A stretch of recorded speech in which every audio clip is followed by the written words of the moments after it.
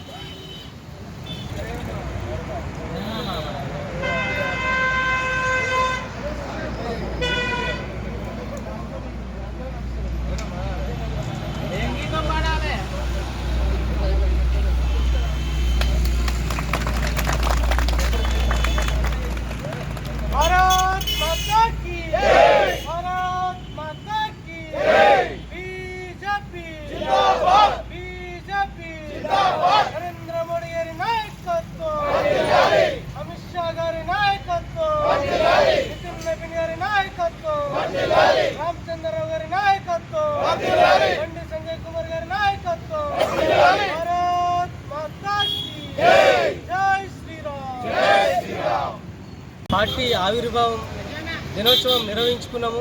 దీని తర్వాత హుజూరాబాద్లో ప్రజలకు హానికరమైనటువంటి ఈ యొక్క రాష్ట్ర ప్రభుత్వము డంప్ యార్డ్ నిర్మాణం చేపడుతున్నది. దాని ప్రతిపాదనను తీర్మానాన్ని వెనక్కి తీసుకోవాలని డిమాండ్ చేస్తూ భారతీయ జనతా పార్టీ హుజూరాబాద్ మండల శాఖ, పట్టణ శాఖ ఆధ్వర్యంలో 24 గంటల పాటు నిరాహార దీక్ష భారతీయ జనతా పార్టీ ఎంచుకున్నది.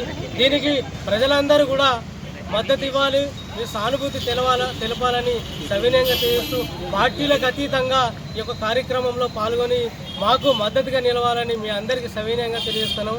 ఇది హుజూరాబాద్ డంప్ యార్డుని మనం తక్షణమే రద్దు చేసే విధంగా ఈ యొక్క పోరాటం చేయాలని చెప్పి ప్రతి అందరికీ కూడా కోరుకుంటూ విన్నపిస్తున్నాము. భారత్ మాతాకి. పట్టణ శాఖ ఆధ్వర్యంలో భారతీయ జనతా పార్టీ ఆవిర్భావ దినోత్సవం నిర్వహించడం జరిగింది. అందరికీ కూడా 47వ ఆవిర్భావ దినోత్సవ శుభాకాంక్షలు తెలియజేస్తా ఉన్నాం.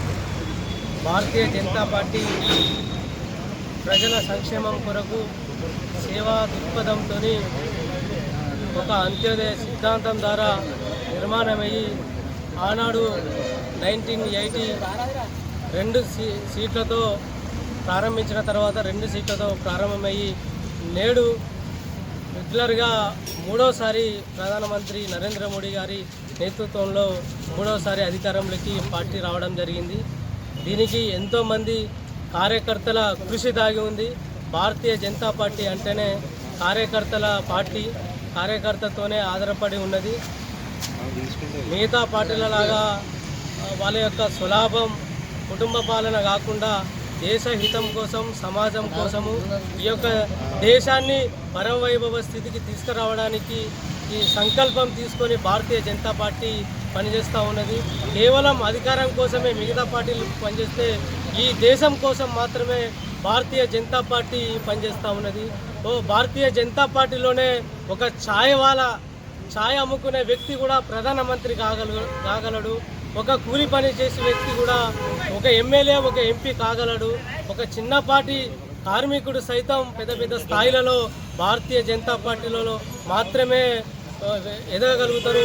కాబట్టి మేము అందరం కూడా ఈ హుజరాబాద్ పట్టణం తరపున మేము అందరికి కూడా వేడుకుంటున్నాము.